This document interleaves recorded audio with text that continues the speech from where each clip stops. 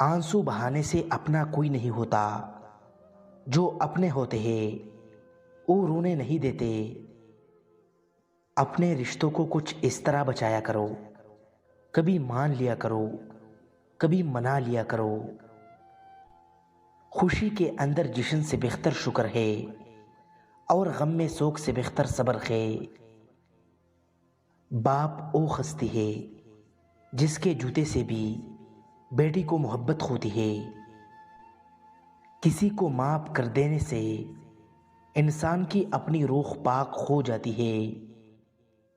علم کو بیان کرنے والے تو لاکھوں ہے، مگر اس پر عمل کرنے والے بہت توڑے ہیں۔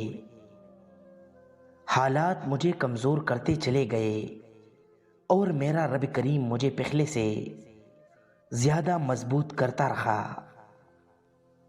چمچہ جس برتن کے اندر رکھتا ہے اسے ہی خالی کر دیتا ہے۔ منافقت منہ کی باز کی طرح ہوتی ہے، اپنی کا پتہ نہیں چلتا اور لوگوں کی بری لگتی ہے۔ شکوے کم اور شکر زیادہ کرو، زندگی آسان ہو جائے گی۔ اس معاشرے میں کاغذ کے نوٹ بغیر محنت کے نہیں ملتے، تو جنت کی نعمتیں بھی اتنی سستی نہیں کہ محنت کے بغیر جولی میں ڈال دی جائے۔ زندگی اپنی خوبیوں پر بسر کی جاتی ہے، دوسروں کی خامیوں پر نہیں۔ انسان اپنے لیے بہت کم جی پاتا ہے، زیادہ تر دوسروں کے برم رکھنے میں ہی زندگی بسر ہو جاتی ہے۔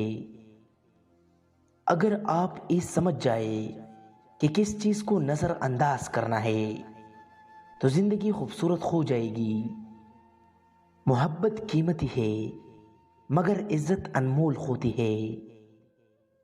خوبصورت نیتوں کے درخت پل ضرور پاتے ہیں۔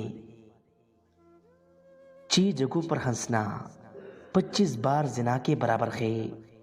نمبر 1 قبرستان میں، نمبر 2 جنازے کے پیچھے، نمبر 3 تلاوت قرآن میں، نمبر 4 علماء کے مجلس میں، نمبر 5 مسجد میں، نمبر 6 اذان ہوتے وقت۔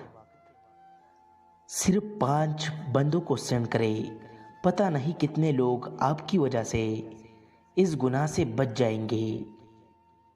رب کریم بہتر کرے گا۔ یہ وہ الفاظ ہے جن سے انسان کی آدھی سے زیادہ پریشانی دور ہو جاتی ہے۔